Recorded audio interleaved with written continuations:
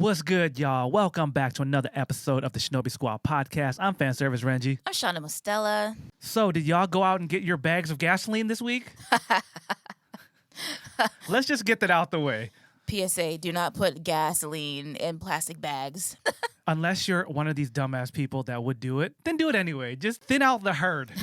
Survival of the smartest. Just blow yourself up. You would think that people would be smarter than that, but then again, look at where we are. I thought it would have stopped with the trash bags of gasoline. At least that's like a big, hefty garbage bag or something. But I just saw a picture of a grocery plastic bag where someone's got the bag open and someone's putting gas in it. I watched some lady fill up a grocery bag of gasoline and her bag popped because the gasoline was eating the plastic. What did she do? She took another plastic bag and put that around the bag that had already popped. Okay, how many of those bags do you have on hand? Because you're going to need a lot of them. Yeah. Lisa. I just feel bad for all the workers next week that have to deal with dumbasses trying to return gas. I feel bad for the people who actually are driving every single day and need that gas to get to work and can't get any because of stupid people like that who are hoarding gas in plastic grocery bags. Seriously. Or laundry baskets. I saw that one too. With the holes in it. Some lady was putting gas into a laundry basket that had holes in it. Come on. Somebody was messing around and made a meme of someone's flooded basement. It wasn't gas or anything like that, but they were just making fun of the situation. Like, oh, not to brag, but my basement's almost halfway full of gasoline. Like, okay, how are you going to get that out of your basement? And anyways. My basement's half full. I rolled my mobile home up to the gas pump. Oh, my God. Yes, guys, I know mobile homes don't have basements. Way to ruin my joke about a mobile home and you can put gas in. Never mind, dad jokes. I'm not a dad, by the way. The guy that takes home the grand prize is the guy whose Hummer caught on fire. I saw that. Congratulations. You are now the winner of The Price is Wrong. And now the price is wrong. And now you have no vehicle to use such gas.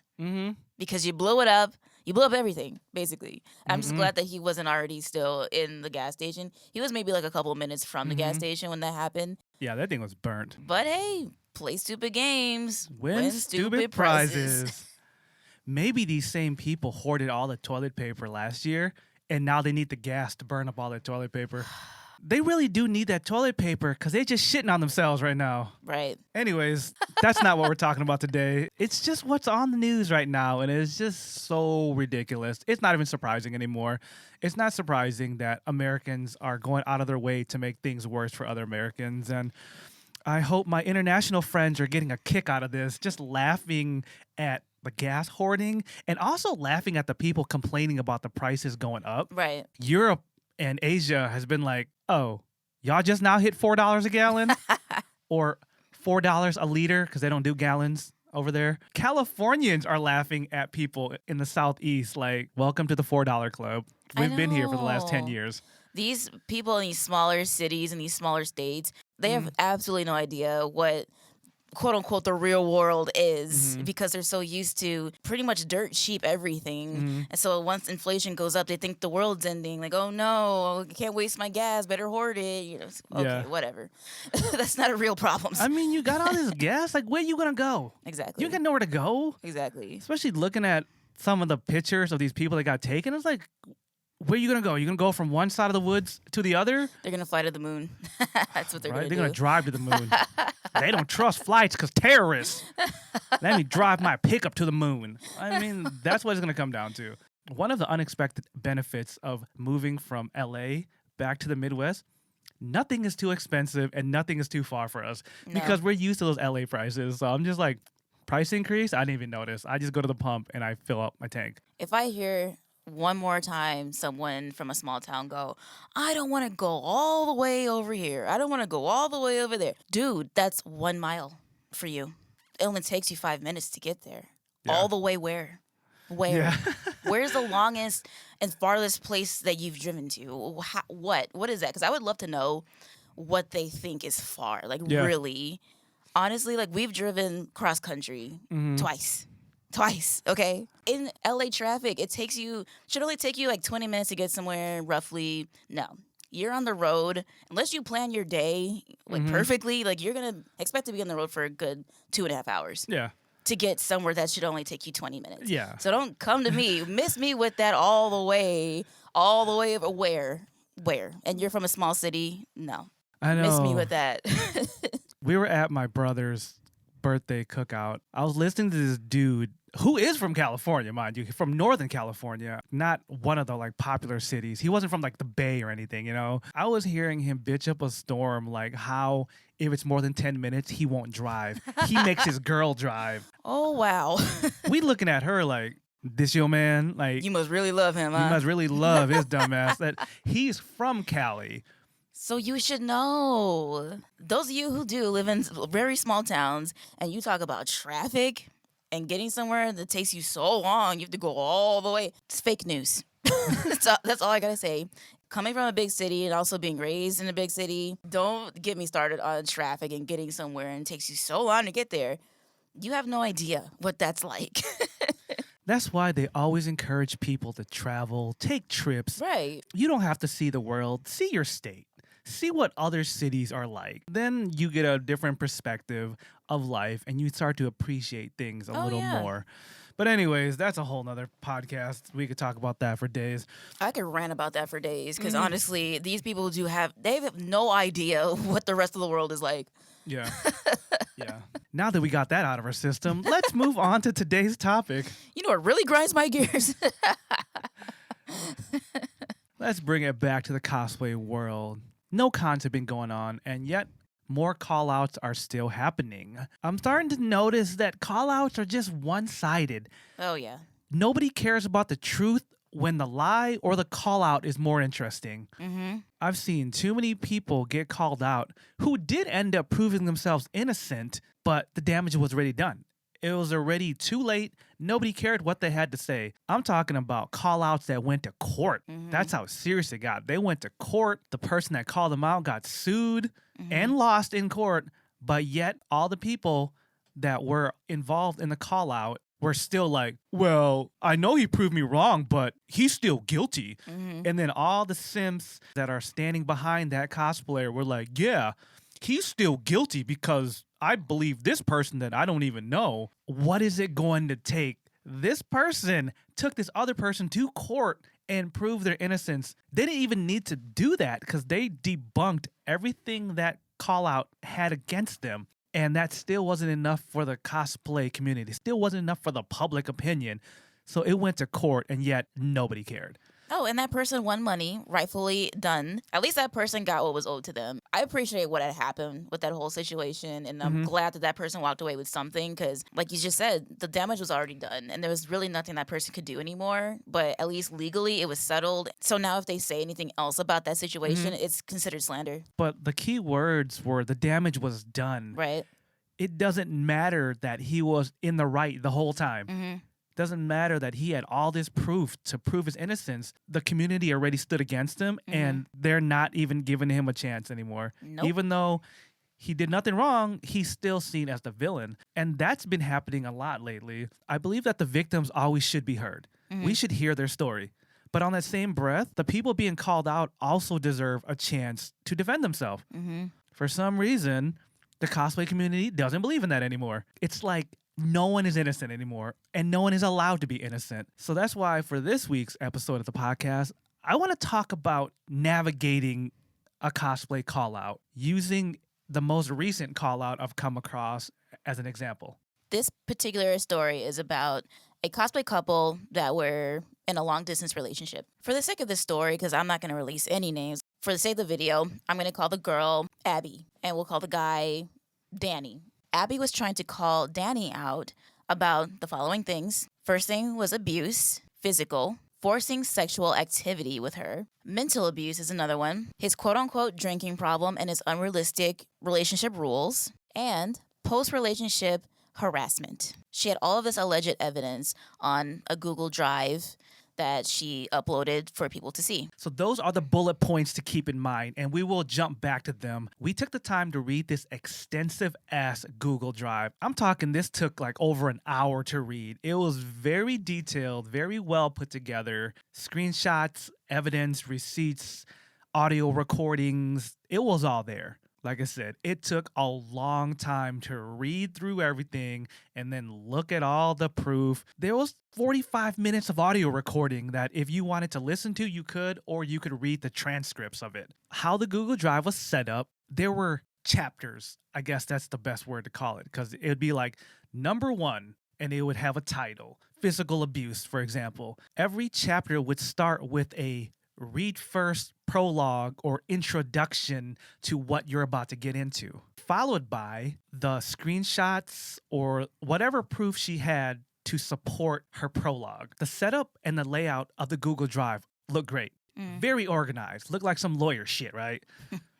But here's the problem we had with it. Starting with the read first prologue, she set up a very nice narrative telling you in story form what happened, why it happened, how she felt about it. Of course, when you read something like that, you're going to feel for what that person's saying, because there's so many times where a victim will go unheard, especially when you're dealing with somebody who has a big platform and it's like your word against theirs. The way she set it up already had people thinking a certain way. Like, you're already ready to go to this guy's house with torches and pitchforks and just ready to let him have it. The narrative was already set. Most people wouldn't even care to look at the evidence to support what was being said. But then when we followed up with the evidence, to us, it didn't fully add up. If it wasn't for the read first setup, we wouldn't have felt a type of way. For some of the chapters, if you only read the proof that was provided, you would have just sat there with a shoulder shrug like, okay, I don't get it. People didn't have a chance to think for themselves. That was my problem with that. Not saying all the evidence didn't make sense. There were some that made sense, but the read first definitely already set you down the wrong path, not giving you a moment to feel and think for yourself. So let's address the physical abuse call out. Reading the prologue, you would think that Danny was beating her ass every time they saw each other. Just made it seem like he was a violent person. Remember, long distance relationship. I'm talking about they can't see each other unless they jump in a plane. She references this one incident where she was at his house. They were drinking together. They had a mutual friend over. There was one moment where Danny puts her in like a wrestling hold. Not once did she mention that it hurt. It just took her by surprise. He's never like got physical with her in that way. But key words, she didn't get hurt. She was just surprised. She was joking around, like trying to block his way in the kitchen. And then he put his hands on her throat. In the prologue, makes it sound bad. Makes it sound like he choked her. But not once did she actually say he choked her. He just put his hand on her throat. And again, it made her feel weird because he's never done that. Long distance relationship, they haven't seen each other that many times.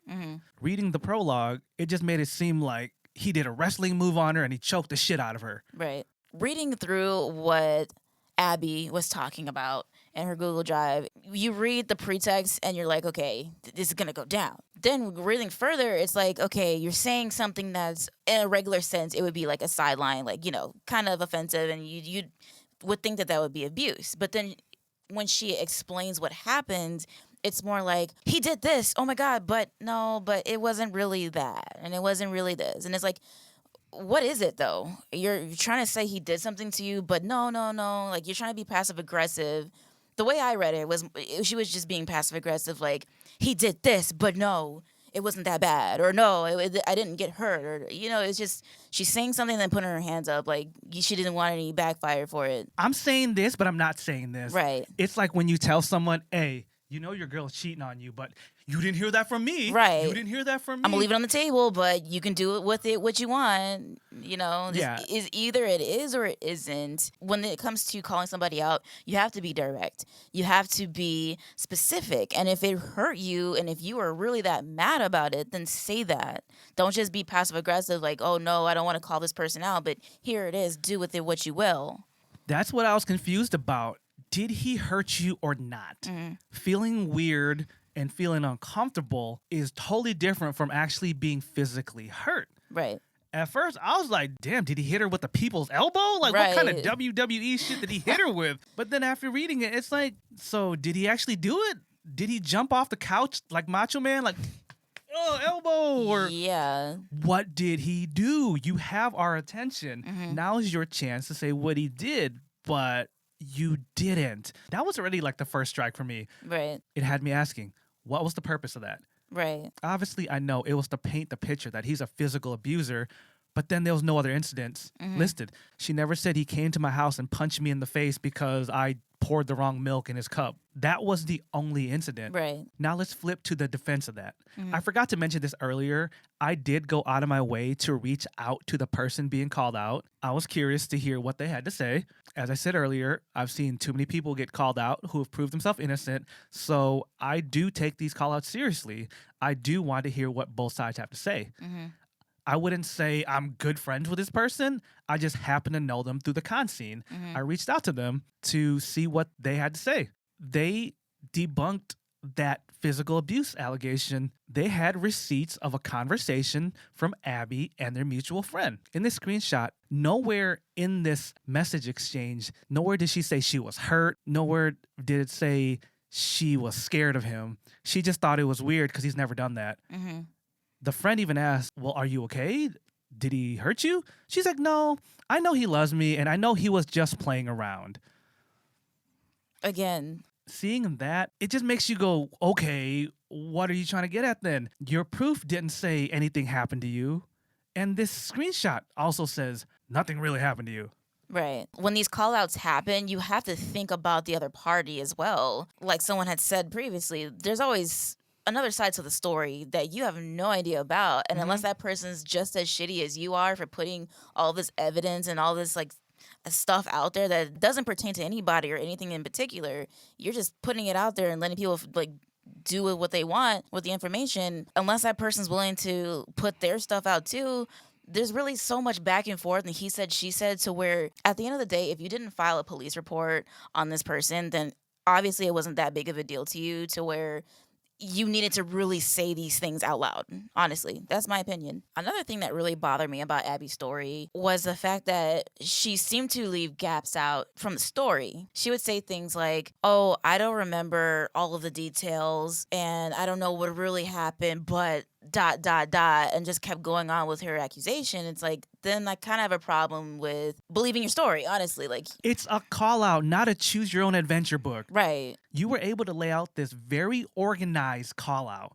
You couldn't spend another week or two trying to remember. Right. You couldn't spend another week or two looking through old messages or whatever. Since you had so much evidence from your relationship, another week or two of trying to remember the details would definitely have backed up the credibility. You definitely should do that, especially when you're going against someone who's has a bigger platform than you do. Of course, a lot more people know that person than they know you. So, of course, you want to have your evidence, have it ready, because once you get that ball running, honey, that's going to keep going. It's going to turn into a mess ball, and that's going to be on your plate at the end of the day because you can't keep up with your story. You can't provide evidence. You can't provide the holes missing out of your story. Then where are you going with it? I don't understand. Right about now, it doesn't sound plausible. It doesn't sound tangible at all. Like, it's not something I can put together and say, okay, I believe you, or okay, this person's a shitty ass person based on what you're telling me. Just to piggyback off of that, there was also a lot of moments in the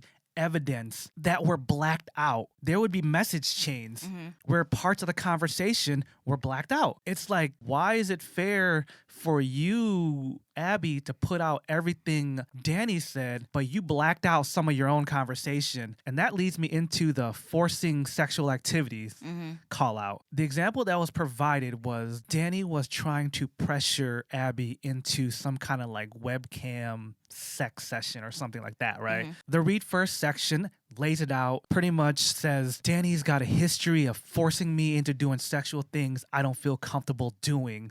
I'm not a very sexual person myself, but I am a people pleaser and I do want to please my man. So I'm down to be physical with him in that way because I don't want to withhold that part of the relationship with him. Mm. Then the prologue ends with saying something like this. I'm paraphrasing, so don't quote me. Maybe this allegation is kind of a reach. I don't want to pinpoint him as like a rapist or anything, but it just made me feel uncomfortable. So do what you will with this information.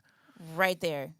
Right there. What we just got through saying. Did he do something or not? It's like, oh, here's an allegation, but oh no, I don't want to say too much because I don't want you guys to think that I'm a bad person, but here it is. What are you trying to pin on this person Right. then? But the way that she's saying is more like she doesn't want the backlash for it because she even said it's kind of a reach. Do with it what you will. Okay, so did he or didn't he do something to you is what I'm trying to get at. She pretty much already said, he forces me to do sexual stuff that I don't want to do.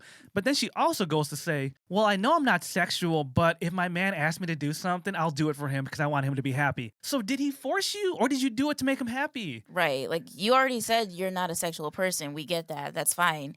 But did you allow it to happen is what I'm saying. Like, but you also said, I like to do these things for him. Right. Because I want to. So I like to and I want to, and he forced me are like...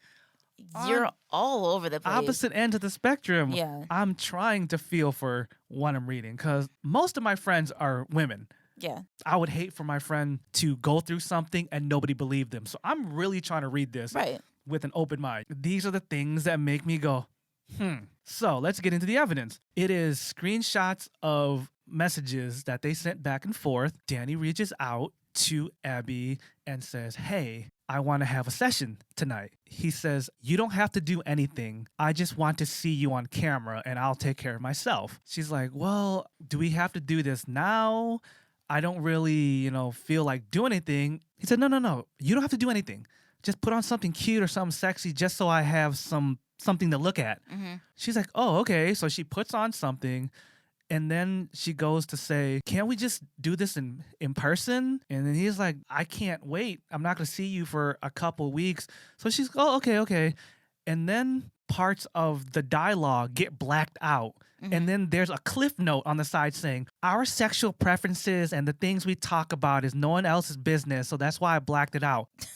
No. What you had to say was no one else's business, but everything that he had to say about how he wants to have a webcam session with you, how you don't have to do anything, everything he had to say was fair game. Mm-hmm. But what you had to say, you blocked it out. We're trying to support you as the victim. Mm-hmm. If you said, can't we do a rusty trombone and I eat your ass out and jerk you off at the same time?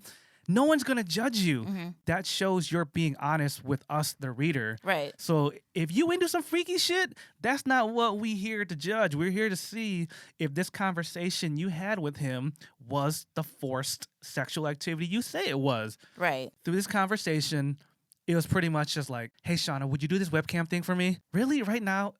Yeah, right now, because I don't know when I'm going to see you next, and I'm really horny, and I really want you.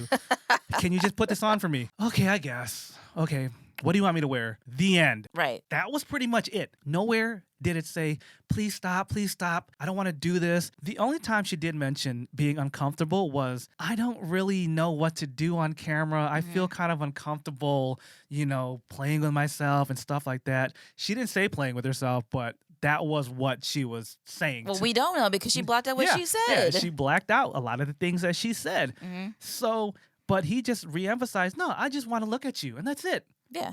How was that forcing anything? Yeah, it's like you're on a laptop. Turn the power off. Exactly. Or you could have said, no, I don't want to do this. But nowhere once did he say, I'm going to break up with you if you don't do this. Another call out section debunked. Right. She debunked that herself by saying, take this as you will. Again with that same question. Is it or is it not? Once again, this week's topic is navigating a call out. So we're telling you both sides of this story and what you should do if you are going to call out someone. Right. So that's why we keep emphasizing, what are you trying to say? Because if you do have to call out someone, these are key things to keep in mind. Don't be wishy-washy with what you're saying. It's either yes or no. Right. Honestly, what I don't appreciate about these call-outs is when something actually does happen to somebody, especially on this caliber where it is with somebody who's well-known in the community, that person goes unheard because that other person is so big and prominent in everyone else's community, so they're not going to think that that person did anything wrong. So those people, I just feel so bad for those kind of people because they can't get a word in. They can't call out people, even though they have evidence, even though they put it out there and aren't wishy-washy, then people don't believe them. But here you are. It's like, I hate to say it, but I just really hate when people do this kind of thing for attention. And just for reference, the difference between their platform followers is probably about like 60,000 followers difference between them. They both have a platform. Don't get me wrong. I'm just saying I feel for the people who are lesser or don't have as many followers to back them up. Yeah.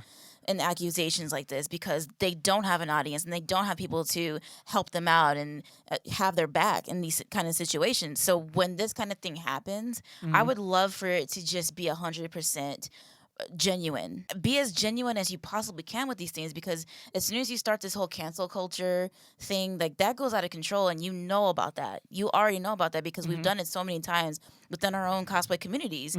We've done it time and time again with people that deserved it. But it's also with people that didn't deserve it as well. Bringing up that story that we first talked about with the person who took an allegation and situation to court and it became a legal matter. That's what I'm saying. You can't just do all these things and just expect all of it to go on under the rug and then you just don't get any backlash for it. If you're going to do it, be sincere about it and uphold your evidence. If you're going to say something about someone, give more of a backstory to it and be more genuine about it and give better evidence and better bullet points and, receipts. Yeah. You need these receipts because what you say can really hurt somebody. At the end of the day. And back onto gaps in the story. And going back to gaps in the story, the timeline of the relationship that Abby presented was also wrong. I know this for a fact myself because I watched their relationship happen on social media. As far as the rest of the world knew, their relationship wasn't that long. Her call out made it seem like the relationship went on for about a year. But in reality, and after getting confirmation from Danny himself, their relationship was only like 3 to 4 months. As soon as I heard about this person, Abby, that's as quick as I didn't hear about her anymore. It was just like she was there and then she wasn't. It's like, and honestly, like I didn't really follow him that intently. Like I'm just gonna I know everything about his life or anything like that. But it was just one of those things where you're on social media and you see something and then you don't see it anymore. Oh yeah, one day you saw like a couple cutesy posts. A couple Instagram story videos with them having a date in his town and her town. And then after that, that was it. She was gone. For the people that followed the both of them, you know that their timeline together was a handful of months, not this year or drawn out longer than that. It had me just wondering, why would you exaggerate the timeline? But then when you really think about it, 3 to 4 months, you're just like still learning about this person. In 3 to 4 months, how many times did they actually hang out? How many times did they actually see each other in real life for all this to happen? Right. I assumed because they posted every time they were together, that was it. So they may have saw each other like 3 or 4 times. How could all this happen in 3 to 4 dates? Right. So that's why someone would exaggerate the story because then you just sound crazy. When you stretch it out, then you're like, okay, he's had time to do all this shit. But when you compact it into a couple months, things don't add up. Let's address the mental abuse allegations. The evidence that she provided was maybe like an hour-long conversation that she had recorded.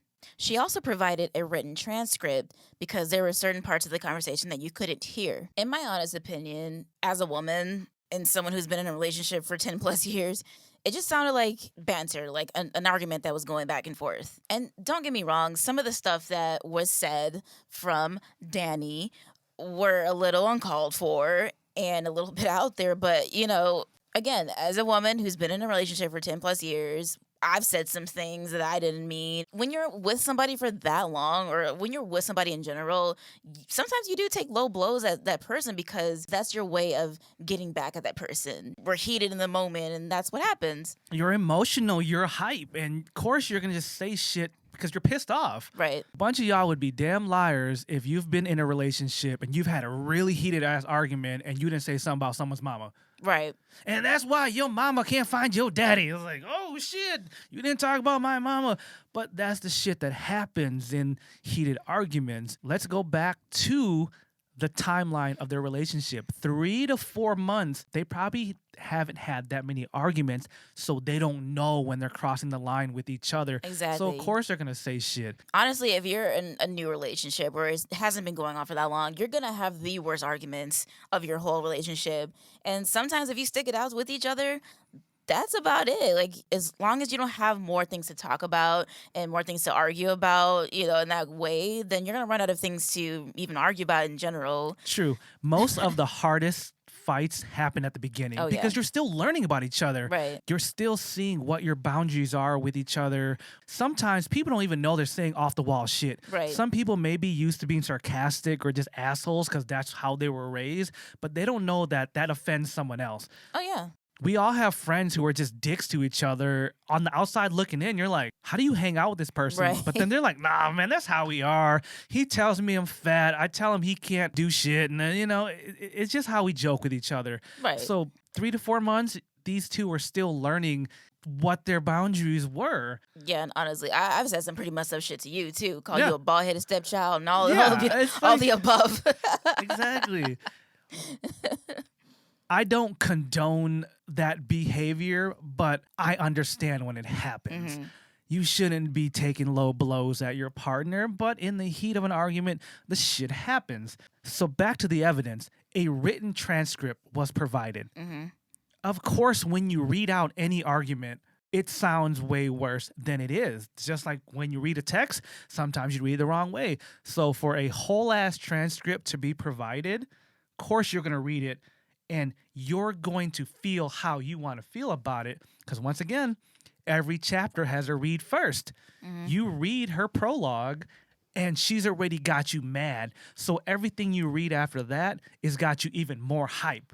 Oh, yeah. But when you break down the transcript and you break down the audio recording, it just sounds like a couple that are just fighting to fight at some point. It starts off with some kind of valid concern, and then they're just getting mad at each other, and then he's just trying to defend himself, and just he keeps going back and forth and questioning. So you're saying this, but you mean this, and he's trying to get clarity. Mm-hmm. And to me, it's just girlfriend boyfriend argument shit.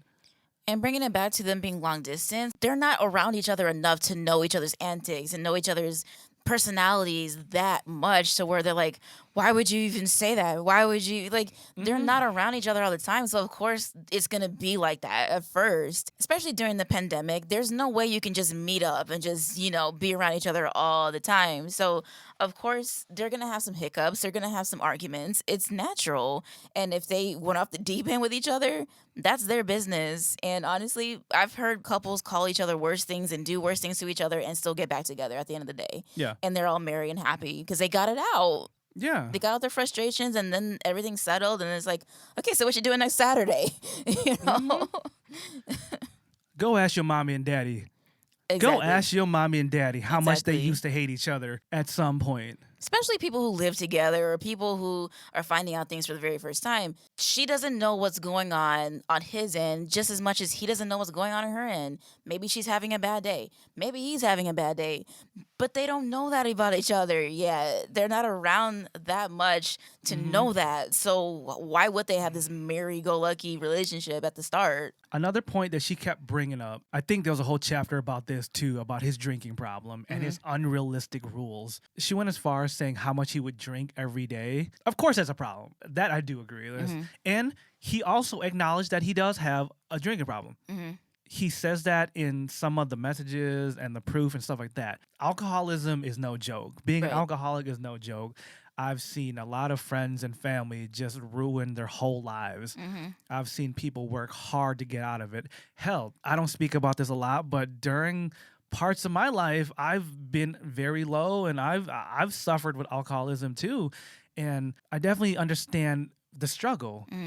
For some, it may be alcohol. For some, it may be drugs. Everyone has their coping mechanism that they know they shouldn't be doing. The pandemic really challenged a lot of people, including ourselves. Him even acknowledging he has a problem is a step. That's there. There's no denying that. Plus, he's alone with a long distance relationship during a pandemic. On top of that, when he can't go out and he can't go to cons and we can't do these things that we normally would do in our lives, it's like it all adds up at the end of the day. Not saying that what he did was right or him over drinking was the right thing to do, but it's just you have to think about these things in consideration. Being around people that drink, you do notice that they're not themselves. Right. Or their emotions are heightened. And listening to that audio transcript, listening to that audio recording, you can see a drunk person saying that.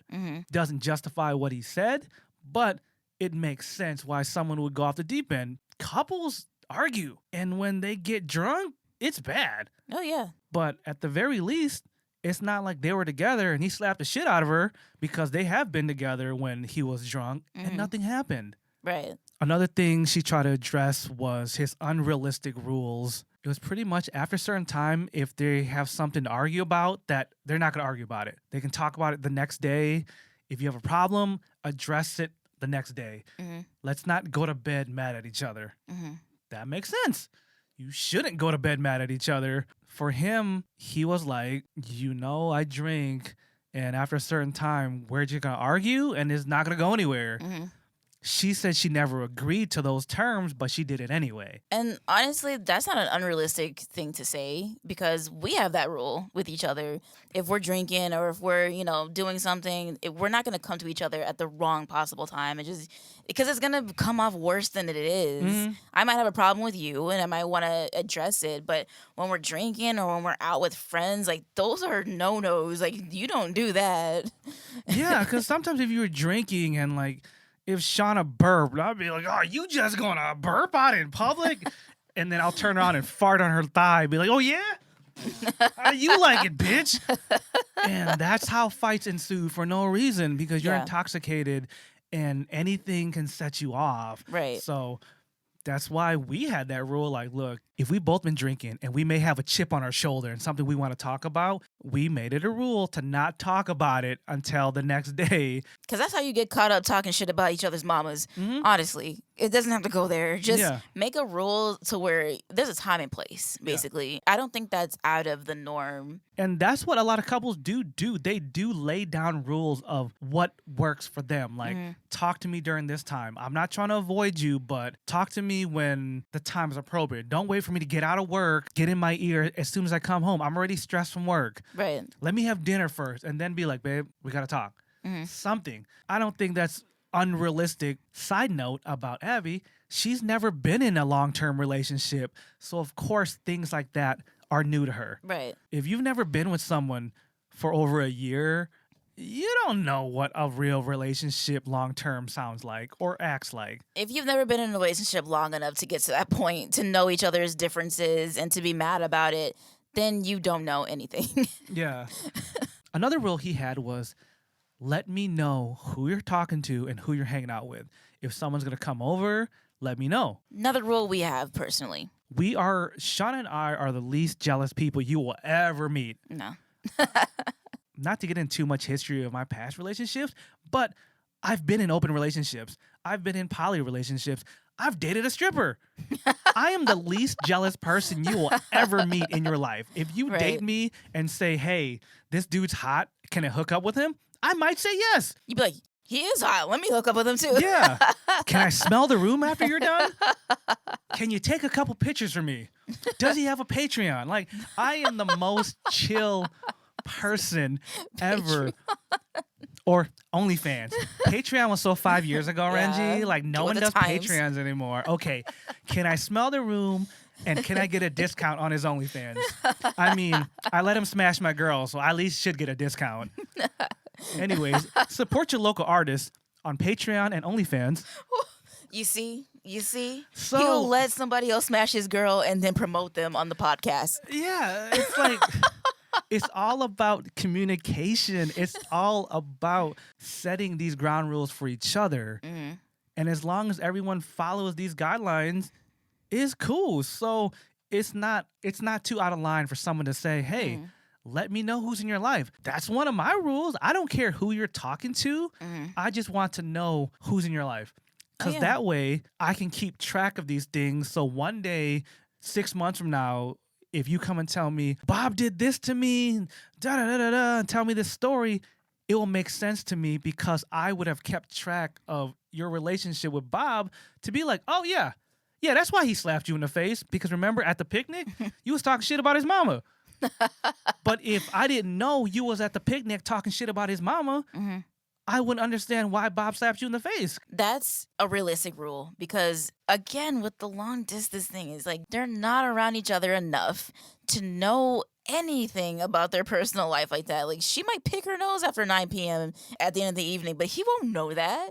But until you tell him that, and like, unless you have these guidelines and these rules to stick by, honestly, if you do have that, that's how a successful relationship works. Because then you can keep track of what's going on in that person's life, even though you can't be next to them all the time. But at least you're in the know. It doesn't mean like, tell me every time you like comment on someone's picture. That's unrealistic.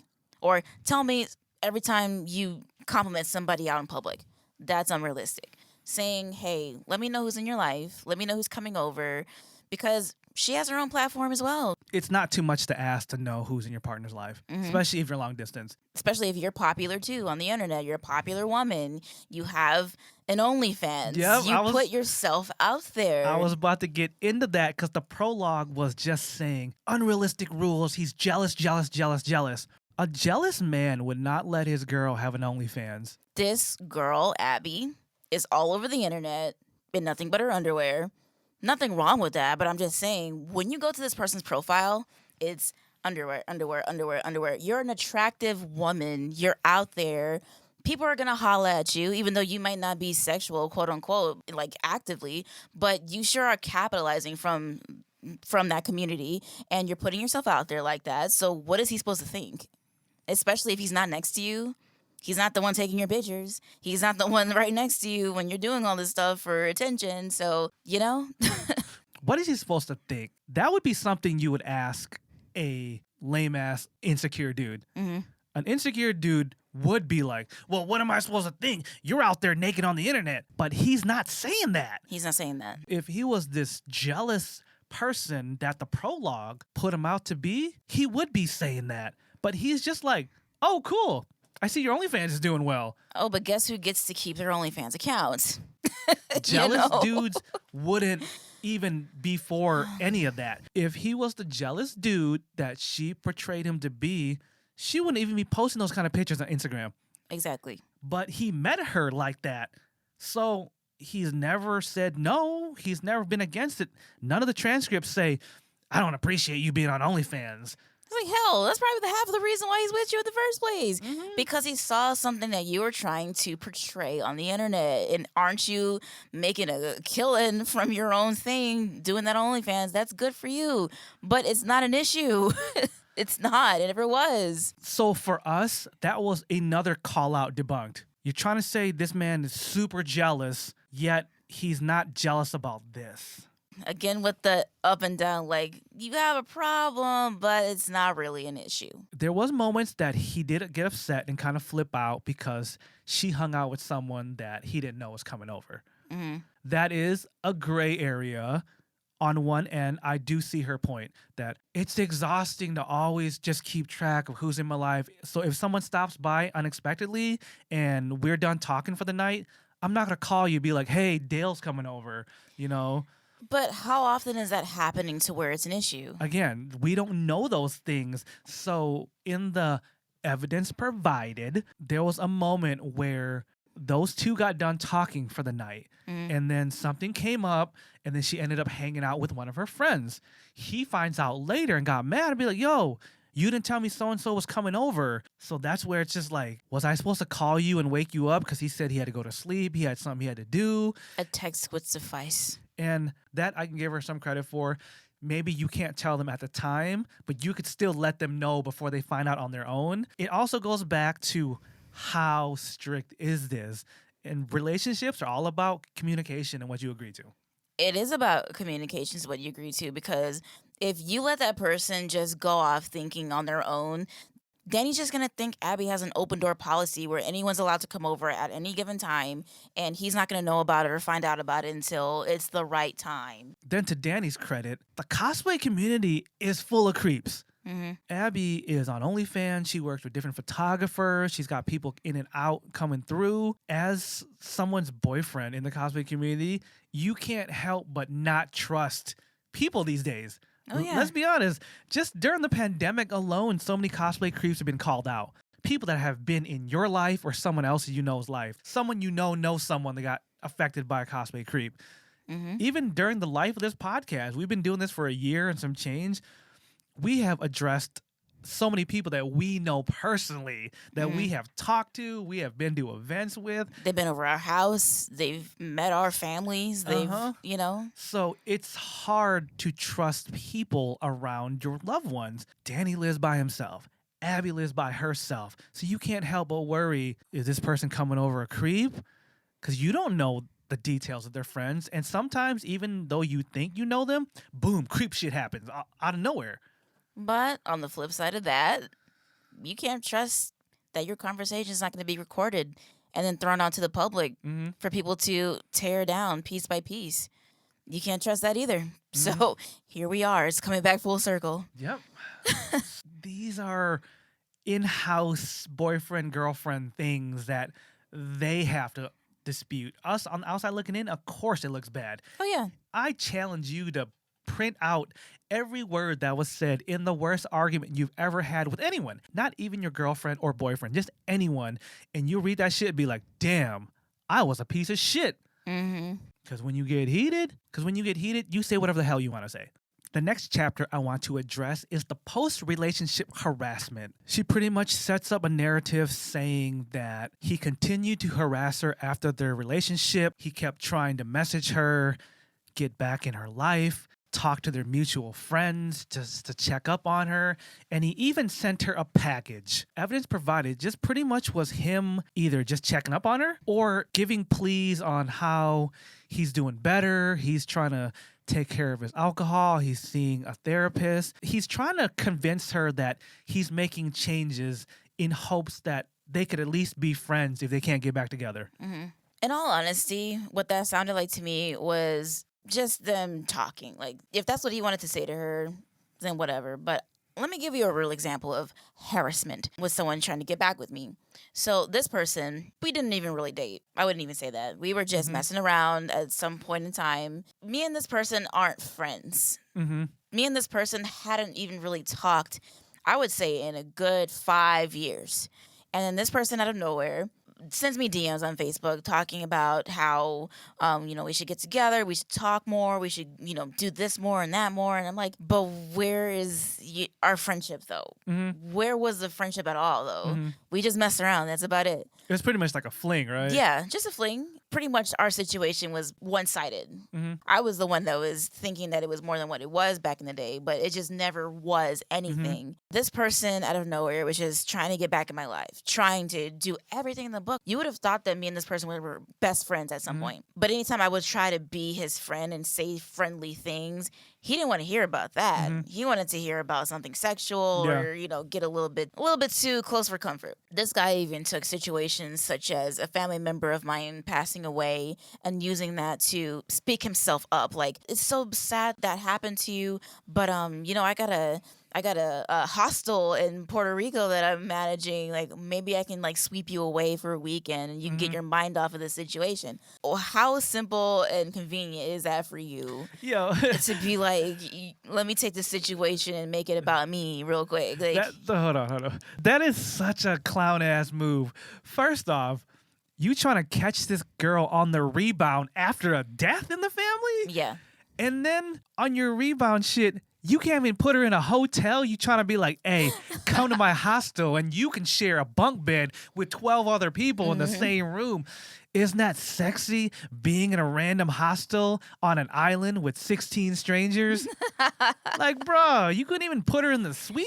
You couldn't even hook me up real quick? Same guy that didn't want to take me out on a proper date when he was trying to set something up for himself. And mind you, when this happened, when he was talking about setting me up in a hostel in Puerto Rico, it had been another 5 years since we actually spoken to each other. So I'm like, out of nowhere, still. And I'm sure that's just one of the stories that guys that have been trying to get back in your life. Oh, yeah. that's a compliment in its own way that you was the bad bitch that got away and What can I say? they can't let go.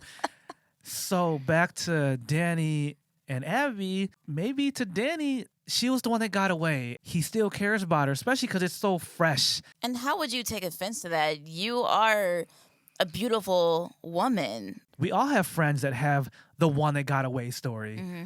So for these two to be together, and if they were truly in love, of course, one of them is going to try to get back in their life. Mm-hmm. The difference between trying to get back your significant other and harassment is showing up at their doorstep, showing up at work, just harassing all their friends like, hey, what is she doing? What is she doing?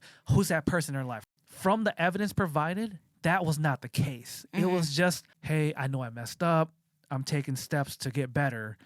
He did keep contacting her after she said, please don't contact me. But it's not like the contacts were, hey, you stupid bitch, you better answer me or else I'm going to show up at your house. There's a difference between that. You could easily just block them. Oh, yeah. You can tell all your friends to block them. Not going to lie, my past relationship, when her and I broke up, I was devastated. We were together for almost 2 years.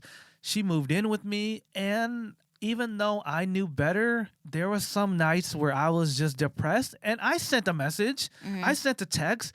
It's just what happens when you're sad and alone. You know you shouldn't, but if that's what's on your mind and that's what brings you peace, if that's what stops you from cutting yourself, hurting yourself over drinking, then what are you supposed to do? Yes, I don't condone you harassing your ex if they absolutely hate your guts. I don't condone the pieces of shit that used to beat their exes and they still try to get back in their life. That's different. Yeah. Like, that is a whole nother story. So don't even start with that. So don't even think I'm saying it's okay to harass your ex. I'm not. But I'm just saying in this case, it just seemed more like this dude's just sad and he was truly in love with this person. He just wants to at least spare a friendship at the very least. Oh, yeah. But where I will say that he kind of messed up was he sent her a care package with food and snacks, and it did say some inappropriate shit. Not to put her business out there, but she's been struggling with her body image and stuff like that. He pretty much sent her a package, and the messages said, hope this helps with your body issues. That was kind of low brow. Okay. That was messed up. No. Okay. Yeah.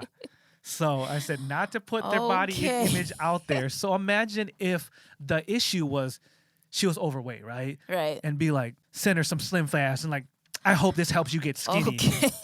Like, that's the type of attitude I got when I read that. Yeah. Damn, bruh. You ain't ever getting her back doing that kind of shit. Well, maybe that was the final straw. Like, you know what? We're not going to get back together anyway. So here's one last low blow. That was the fatality. And, bro, I'm sorry, Danny, but that was petty. It's not funny. I'm more laughing at the context. Like, wow. Yeah. Wow. That goes back to the, well, you was ugly anyway, bitch, mentality. Like, I was already ugly when you met me. Yeah. Come on. So that I did not agree with. That was kind of some bullshit. Yeah, that's a lot. Mm-hmm. Oh, wow. That is some last ditch effort shit. I mean, I've done some wild shit in my past relationship that maybe I'll tell you one day. I never did that though. That was a bit much. It's not funny. I'm laughing at the fact that, wow, you really went there, bro. Now that we've gone over Abby's call out, let's speak upon Danny's defense response. To be honest, he really didn't say much. He chose not to air out their dirty laundry. He said he had receipts. He had screenshots that could debunk a lot of the things that were said. He also had receipts that would throw dirt on her name, but he said, what's the point? The haters have already chosen to villainize me. No matter what I say, it's not going to make a difference. All the people that believe her already believe her. They don't care what I have to say. My close friends and the people that were in my corner told me just to put out all the evidence I had so it was an equal fight. He kept emphasizing, what was the point? I don't have ill intent towards Abby. I love her and I care for her.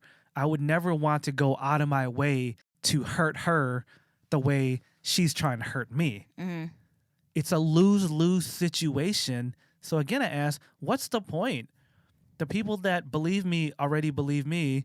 not because I defended myself. It's because they saw the holes in her argument. And honestly, I was going to bring this up earlier, but he doesn't have to say anything at this point because by now she's already made herself look bad in the situation. She's already shown her ass in this way because there were holes, a lot of holes in her story and her allegations to the point where if he were to say something, it'd be like almost putting truth behind what she was saying and trying to like, make it more than what it was. And I understand where he's coming from. It's like, don't put something out there that isn't there. Don't make a thing out of nothing. He was like, why make it worse? The people that support who they support have already made their decisions. Yeah. In my honest opinion, I thought that was pretty bold of him to not say anything. Mm-hmm.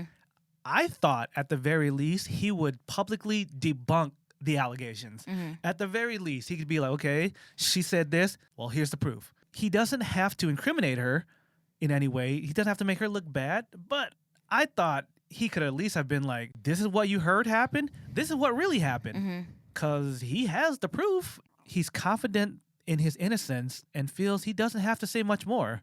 Well, that's what I was getting at. If they only dated a certain amount of time, a certain low amount of time on top of that, then he doesn't want to make something bigger than what it is. Yeah. And honestly, if he would have said something, if he would have defended what he was trying to say and what she was trying to say, it would have been another he said, she said argument, and it wouldn't have gone anywhere. That's exactly what would have happened. It would have just dragged on, and the only people that would win were the outsiders looking for more cosplay drama. Nobody should have said anything in the first place because Abby didn't have enough evidence to back what she was trying to say and these allegations she was trying to put out there.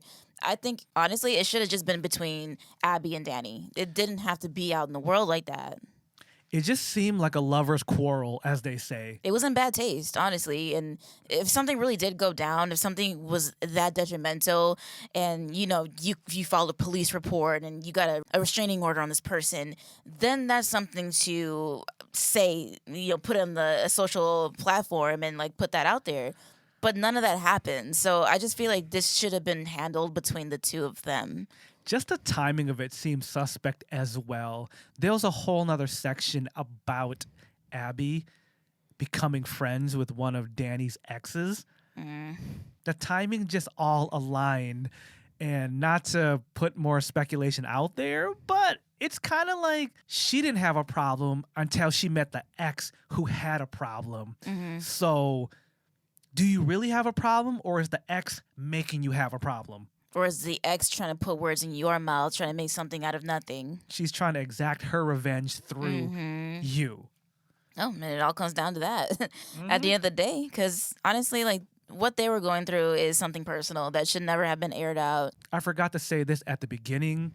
The call out started by saying this. I don't want Danny to be canceled. I don't believe in cancel culture. I just want people to be aware of him being an abuser. So this isn't a cancel call out post. This is a abuser awareness. Again, are you trying to put this person out there as an abuser, or do you not care at the end of the day? Which is it? It made me ask, then what is the point of all this? Exactly. She did go as far as saying, I just want people to be aware of who he is in case someone else is going to deal with him. That has nothing to do with anybody. That's no one else's business. At the same time, it's like someone's relationship with you doesn't mean it's going to be the same way for everyone else. Is this for his fans in general? You don't want his fans to deal with him? Or is this for like future relationships?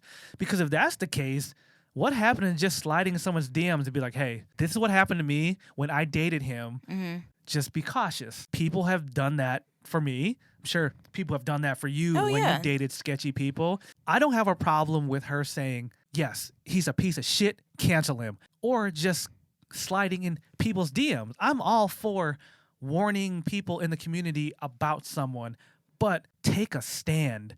If you want to say this shit because you want him to get canceled because he was such a shitty person, then say it. Don't be like, I don't believe in canceling someone, but let me talk so much shit that you're going to cancel him anyway, but I didn't tell you to cancel him. Exactly. I also didn't say don't date him, but I just want you to know, don't date him. I would rather this whole thing just be cut and dry, black and white.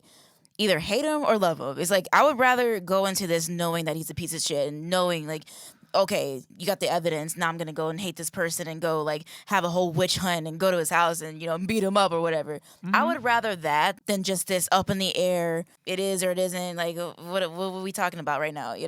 That just leads me to ask, what was the goal and What was purpose the goal? of all this? Why did I waste over an hour of my life reading this 12-part Google Drive adventure?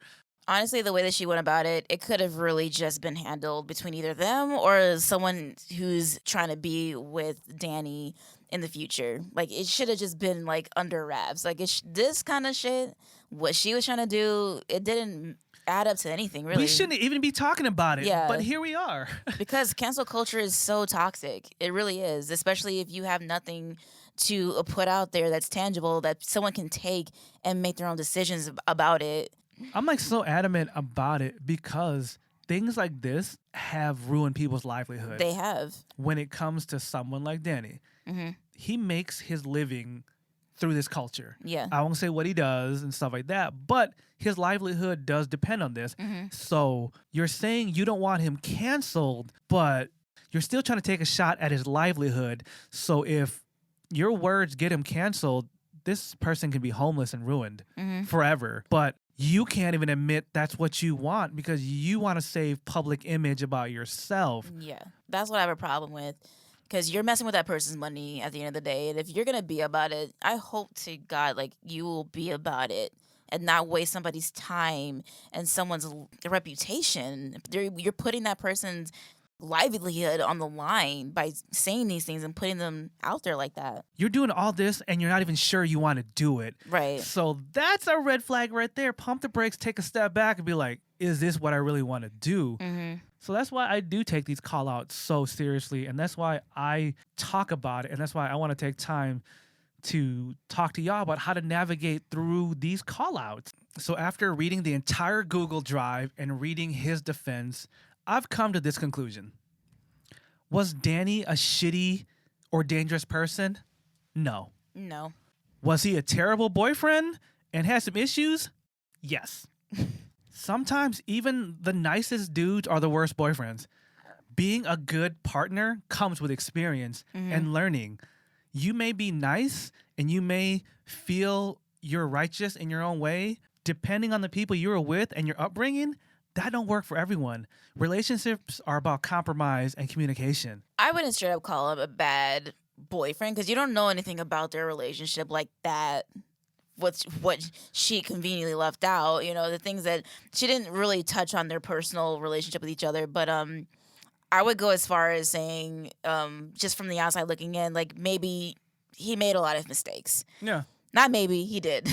He made a lot of mistakes that, but people make mistakes all the time. And if you couldn't make a mistake and couldn't learn from it, then we would all just be shitty people at the end of the day.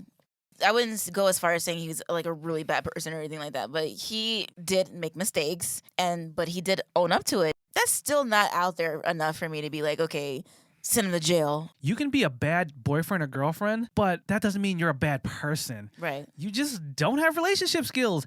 Just like some of y'all otaku and cosplayers have bad people skills and are awkward in public, awkward with your own friends. Let's just be real once again. A lot of cosplayers don't know how to interact with people. So guess what it's going to be like when they're in a relationship? They're going to do things wrong. A lot of cosplayers and con people don't even know how to navigate friendships. That's why we made the video last week about how to make friends.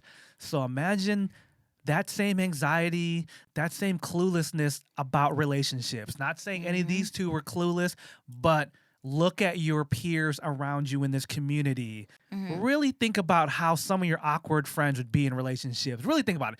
We all have that one awkward friend like, I hope he doesn't have kids. Let's be real. Do I think he's a terrible person? No.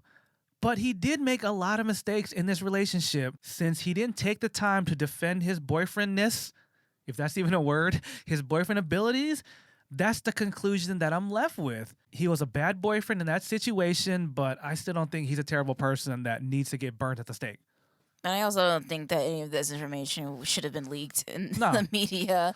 Again, that's why I think he's not a bad person, because he didn't make a situation out of nothing. He's just saying you know Yeah. what? I'm just going to leave it out there Yeah. and leave it alone and just let this die out because I know I didn't do anything wrong. I know I'm not a bad person. I'm just not going to say anything. With that said, let's wrap it up. All y'all in the cosplay community, in the anime community, in the convention community, we all kind of intertwine now. I just want y'all to really take time to properly navigate a call out. Take time to hear both sides of the story before you form your hateful opinion. Mm-hmm. If you only hear one side of the story, you're just adding to the problem that this community is already facing. Mm-hmm. I've said this before and I'll say it again. It's all fun and games to get involved in the drama until that drama is at your front door and you're getting called out. Mm-hmm. Be careful to which you invest your time in and your energy because that could come back on you. Drama from the outside looking in, from people that you don't even know, have nothing to do with you. So be careful and be mindful of what you choose to invest your time and your energy into. Because at the end of the day, it doesn't have anything to do with you. So just leave it alone. This drama, this tea is all fun and games until it happens to you or your friends. Danny has been receiving nonstop hate since the call out happened. Mm-hmm. Shana witnessed it today. She went on his Instagram and what was it? One person that was on a vendetta. It was one person who knows nothing about Abby or Danny, aren't even friends with them, don't even know them in real life, who was taking it upon themselves to go under each comment on anything that Danny had posted on Instagram, whether it be like a cosplay picture or what so have you. Just going under everybody who was giving him love and appreciation. I'm sorry to tell you this, but there are people in his corner. Okay, so anyways, this person was going under each person's comment who was giving him praise and things of that nature and just like saying, oh, this guy is an abuser, this guy is just a bad guy and like he beat up Abby and he did this and that. Just wanted to let you know, going under each person's comment and under mine too, because I had left a nice comment on Danny's picture and wasn't even pertaining to anything. It was just like, nice picture, whatever. Oh, he's an abuser and this and that. It's like, okay, whatever. Hopefully, if you wish hard enough and if you pray hard enough, maybe one day Senpai might actually notice you and reward you for your good behavior and your good deeds for the day. So that's all I have to say to that person. It just makes you want to say, but were you there? Mm-hmm. But were you there? Do you actually know Danny or Abby? Were you there when this happened? They just want Senpai to know this, and that's all it is. Yeah. And that's a whole nother bag of shitty cats. White knight culture is also very toxic, and that's what it falls under. Just another white knight trying to stand up for this person that they don't really know just because they want to be noticed by Senpai. Mm-hmm. Senpai, please notice me. Please. Like, you don't even know this person. I've been talking shit under this person's comments all week. Come on, someone notice. You see what I did? You see what I did? Uh-huh. You see? I stood up for you. The white knighting in the cosplay community is a whole other podcast by itself. But anyways, back to navigating callouts. Listen to both sides of the story. Don't let someone set the narrative for you. Mm-hmm.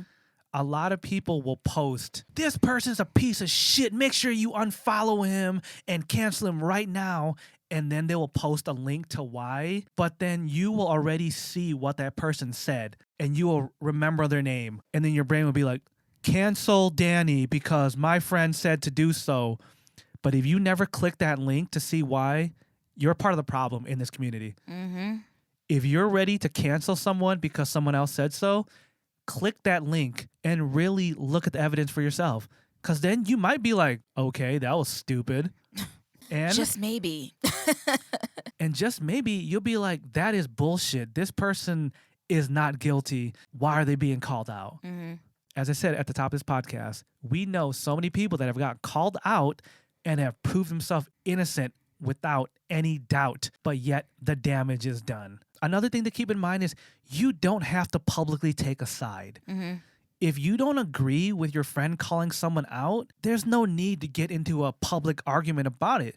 You can choose for yourself who you want to support, who you believe and don't believe. Take time to think for yourself. Mm-hmm. Don't let your peers pressure you to feel how they feel.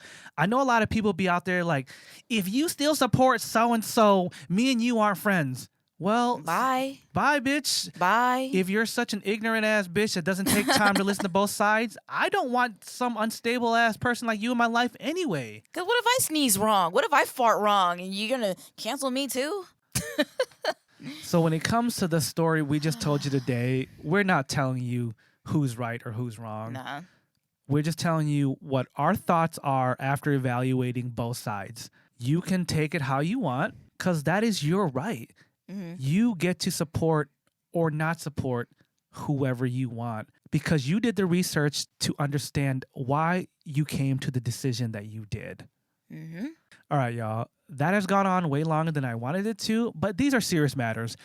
They need time to be explained, so thank you for your patience. Mm-hmm. Thank you for rocking with us for this long to hear out what our thoughts are. Hopefully, you've learned a thing or two about navigating cosplay callouts because they're going to keep happening. It's a damn pandemic, and how can people get into drama when they're not even around each other? Right. But that's also the problem. People got too much damn time on their hands, so...